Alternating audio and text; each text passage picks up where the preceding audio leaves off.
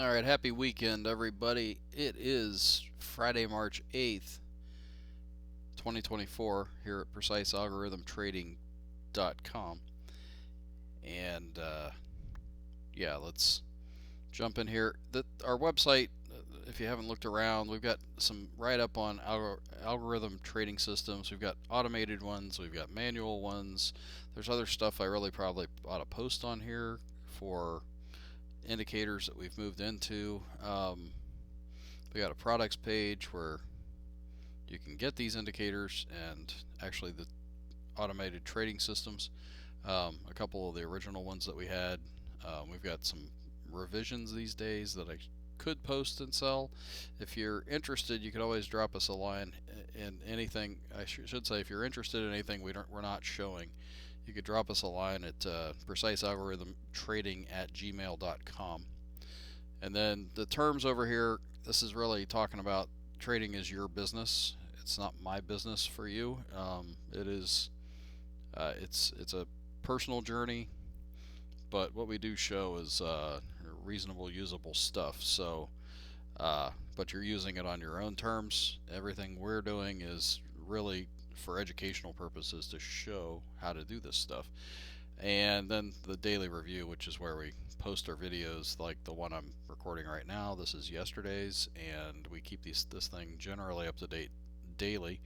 On the weekends, obviously, I only have to do one either Friday or Saturday for Friday's trading. So that's it for our website, I guess. The homepage, besides having this cool graphic that blows up here, um, also talks about sample equity curves, and it's got some trading examples. These are actual videos, and we also have some examples. These are from a couple years ago, but of our equity curves for the automated trading systems. But this stuff all comes with the risks that are talked about on this page, with pullbacks and drawdowns, and you have to manage your accounts properly, and that's a lot of the position sizing and things like that is really what it takes to be a successful trader. Every system eventually has drawdowns. There's no way to avoid it. If anybody that listens to this video has found a way, then let me know, but I don't believe it's out there. Alright, with that, I'm going to move over and let's talk about our automated trading systems for today. So, the Dow futures, which is the IM here, this is 6 months worth of trading, I believe, and this has been just trailing off, and today was a pretty rough day. We had some volatility pick up, and I'll show you that when we get into the manual stuff. But today's trades are all this, a lot of stop losses, and yuck. But this is what it looks like since 12/7 of 22, and you got to, this is a really nice upwardly sloping equity curve. We're just experiencing this drawdown right here. This is the Russell 2000 from 8/24 of 23, which I'm trying to get more back data. This that part of this platform can be frustrating, but we're also having a pretty significant sell-off here lately, and today's trade was just the one down, but that's after all this other stuff lately as well. One of these days it'll turn around and we'll start popping some good trades in a row like we had before. And then here's the NASDAQ, and it is actually currently downloading more back data, which is good. I need to get some. We actually had some recent new green dots or equity peaks, which is what this shows down here. Whoops. And it looks like today our trades, we had a lot of trading today. I gotta dig in and see if there's, well, we already eliminated a ton of trading, but it looks like yeah, we had some really significant trades today. That big winner right there is probably where the peak re-popped, and then we lost after that. So it is doing what it does, and you just can't get hung up in any one trade. It's all about this trend. And then I opened up more data, and you can see here that this is the same thing, except it's not throwing that extra peak right there, which is kind of weird. Um, I don't know if I have one different setting or something small minor that's making that just a little different, but back here it's actually throwing on an extra, I think, month's worth of data, and I'm trying to get that out to where I can get it, a year and a half or something like that. But generally speaking, same information here.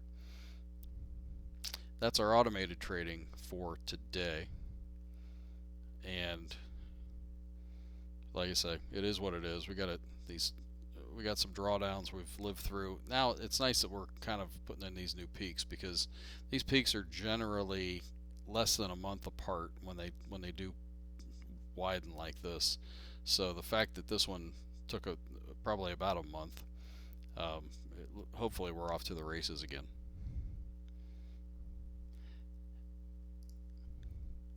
All right, our manual trading, which really we just are going to look here at I'm going to do a little lesson here, but um, our we're going to start looking at the indexes, or indices, if you like grammar. The S&P 500 went. So this was a wild day today. We actually had some pretty strong moves at the beginning of the day, and then they sold off toward the end of the day. And I attribute that to the weekend, because typically going into a weekend there is weakness, because some people, some big traders, only trade through the week. Some of them only trade 3 days a week, and Fridays are typically going to be the day that they either don't trade or they sell off into a weekend and don't want to hold unless everything's majorly bullish. And since we've had some weakness lately, like this one here and like that one there, then selling off into a weekend makes sense. It doesn't, it can't knock you off of your trading system, and selling at pivots and buying it at swings and the things that we talk about. So you just got to hold on through that stuff. But it does make for it can make for a big swing in your account in a day, and you just can't let it knock you off your game. So one of these days I'm going to piece together an equity curve and kind of show you what that is, but it's going to take a lot of work to put together I've got a lot of back data for our systems, and I think the timing of how the system moves through a week or a month is going to be worthwhile to show and really maintain going forward. So anyways, here's the S&P 500, and it went down today by 33 points, or 0.65%. This is the futures. I'm looking actually over here at the actual S&P 500 SPX instrument, but they're both about the same.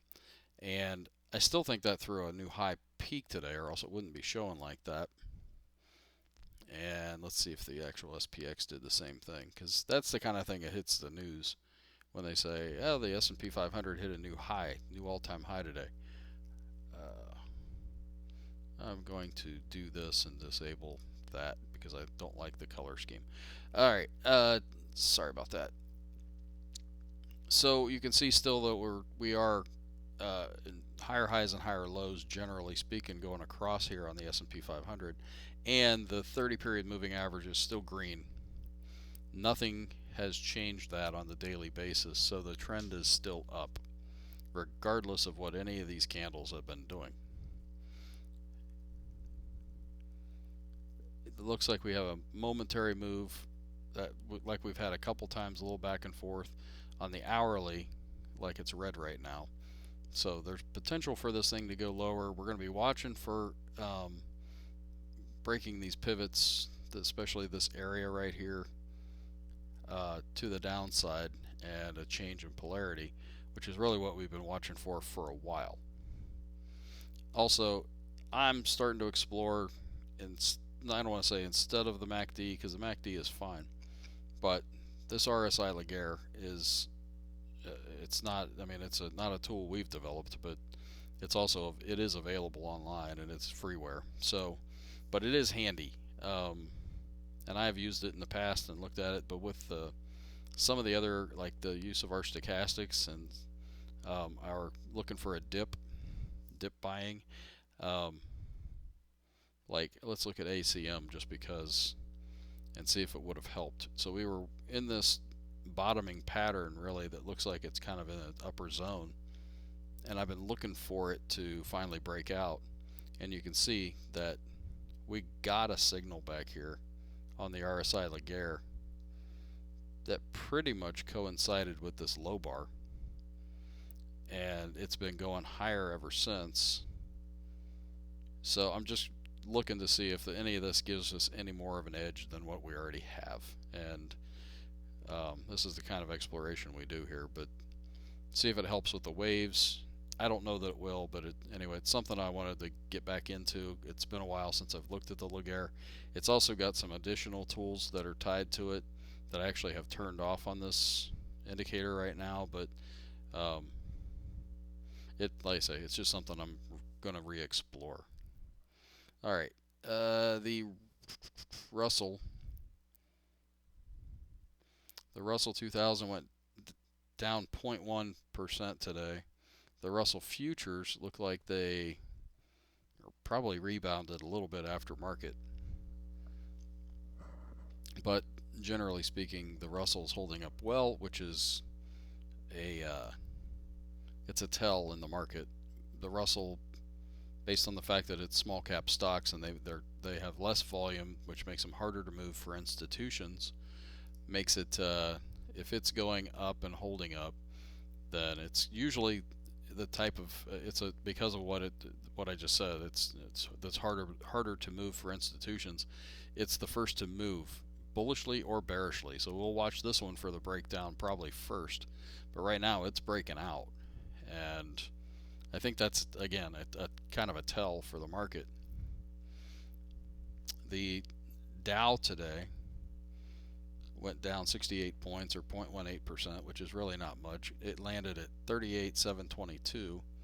The futures are at 39,221, and I'm just guessing we're going to get into 40,000 still, but it is the one that is fighting.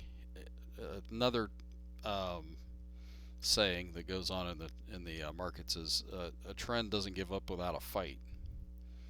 And you can see that there's a lot of back and forth here in this zone. The question is, are we going to break down or are we going to break up out of it? Well, let's look at the RSI Laguerre, because it's not on the hourly basis, it's not giving up. It's all green right here.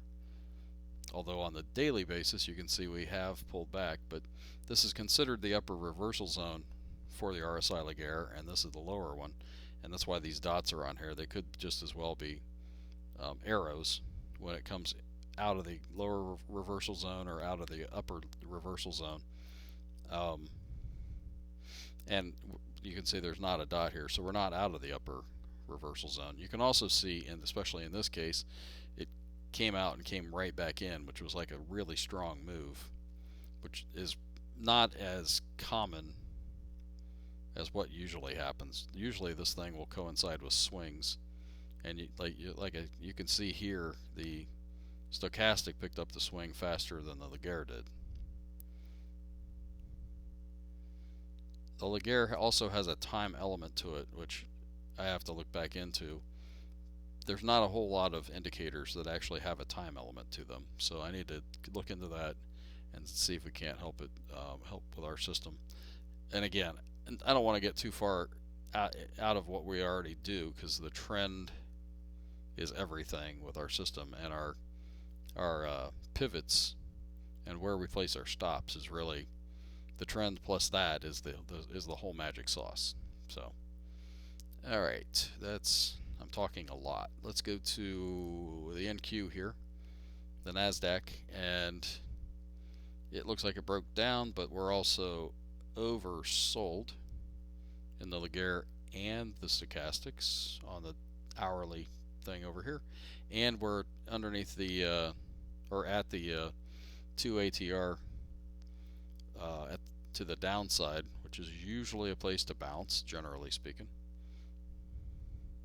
And we're just going right steady here on the daily side of the RSI Laguerre.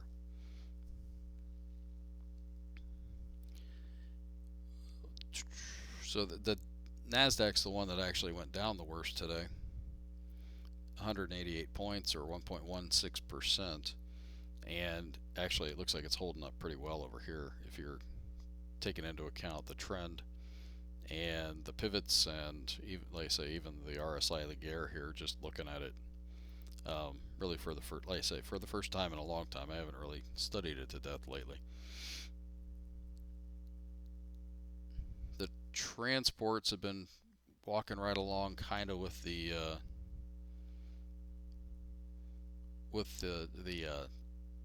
Russell 2000 lately, although actually it's IYT that looks like it, and it got away from me because it's not moving along with the actual. The underlying is the transportation index, and the IYT is the stocks that make it up are actually moving better than the index itself, which is weird, which makes it hard to trade, and that's why I'm not in it. But that would have been a nice buy signal right there, back here. Is what it is. Oil today went down 1.17%, or 1.37% it looks like on the futures contract. I don't think there's anything to change here. Possibly, although I'm not really. My stop's already in place, so if it takes us out, it takes us out. We're pretty oversold here on the RSI Laguerre on the hourly, and it looks like it's just fine on the daily, so it's going to be interesting if we get this bounce or if it takes out our stop.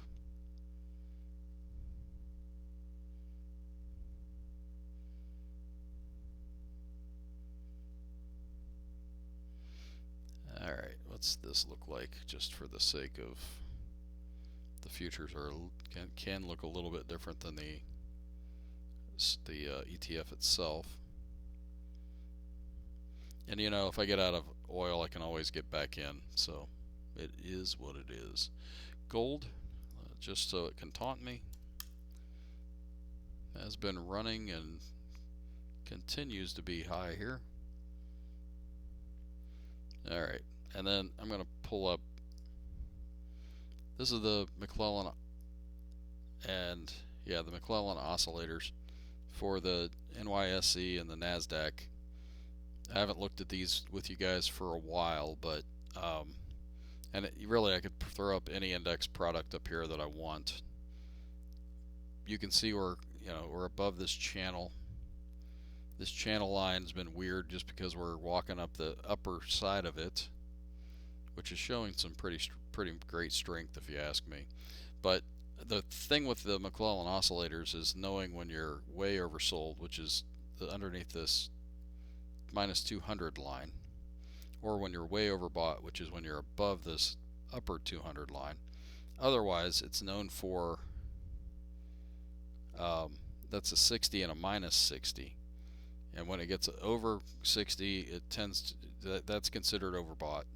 When it gets under 60, it's considered oversold. But you can see it can sell off a lot harder than that, and we're not both above 60 yet. So the uptrend, based on this alone, the uptrend is still potentially intact, or this melting up kind of pattern that's going on here.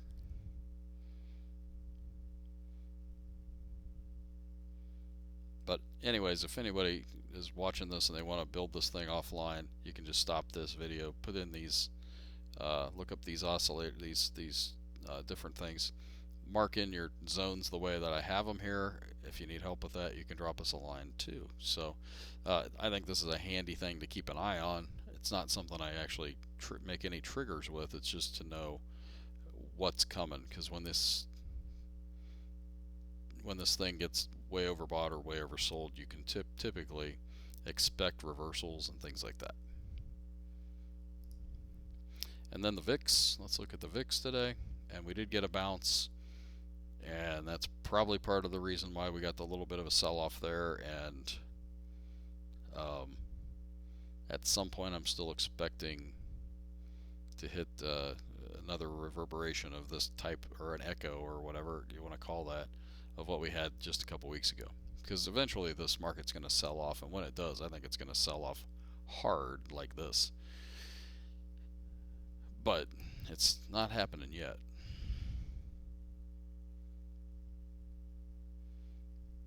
I think we might get something like this first, and then maybe we won't get this, because there's an awful lot of bullishness under the hood especially when we look at the bullish percent indexes. All right, and then the lesson I was going to talk about is sectors in the market. There's 9 sectors in the market. I throw the 10th one on here for XLRE, but the 9 sectors can be represented by these products. These are all tradable ETFs, and I'll just go through them real quick. But this is the consumer discretionary. This is financials. It's XLF. This is XLB, which I need to go to look at this tab every time. It's materials.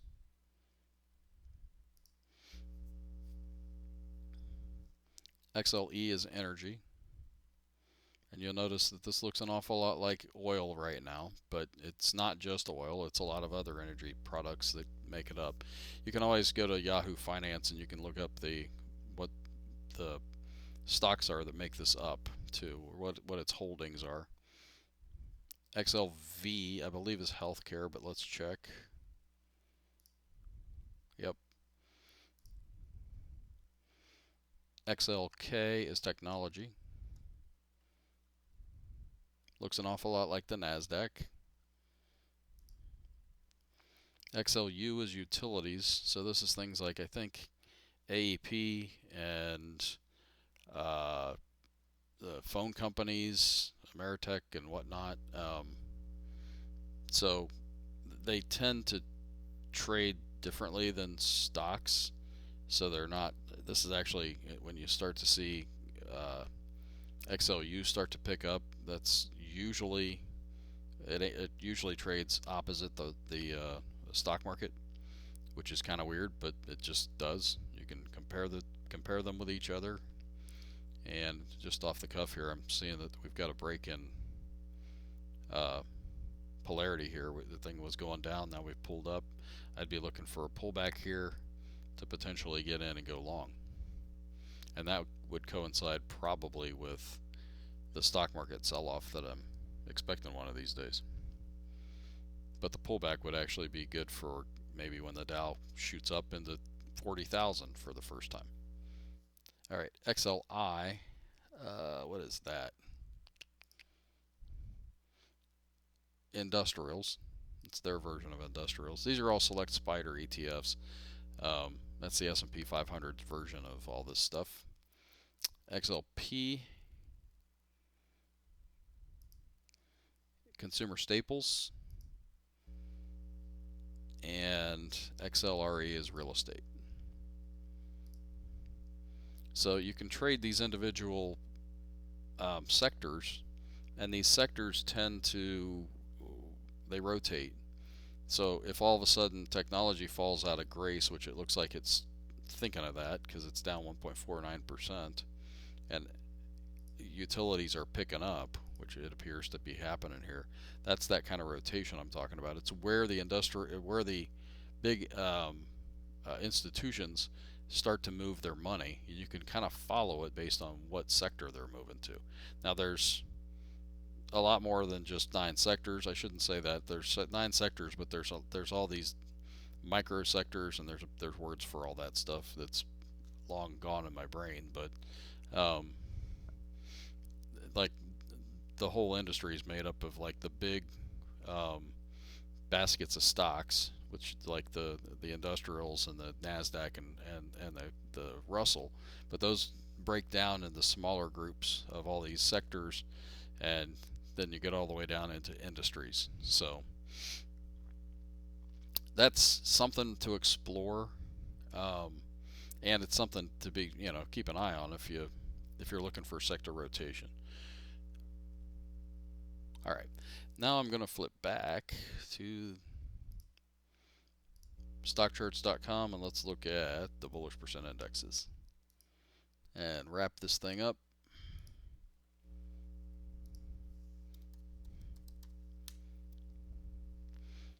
The industrials didn't move today. The NYA up 0.36%. The transportation index flipped to a new column of X's. That's a big deal. And now, I think I talked about this the other night. It won't take much to tack on a new X, and then that's a point and figure buy signal. And if the transportation index is moving higher, it's kind of like the Russell in that it can be a canary in a coal mine type of event and show us the actual direction of the markets before they actually move sometimes, or they're the first one to go, I should say. So Nasdaq up 0.88%. This is the bullishness I'm talking about that's under the hood.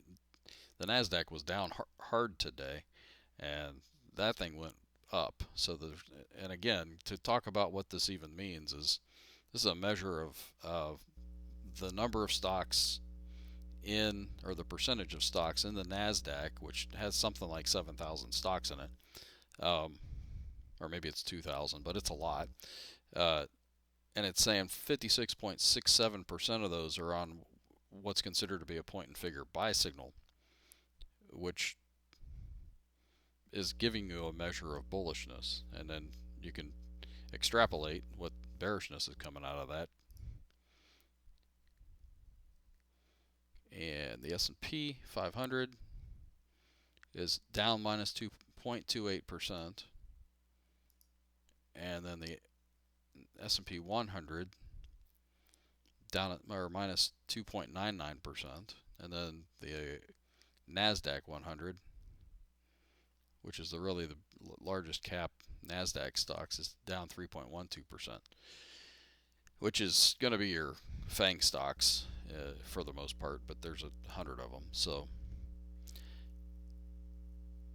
and that is my report for the weekend. I hope that helps. I hope it's educational, and I also hope you all have a great weekend. So, take care, and we'll talk to you again next week.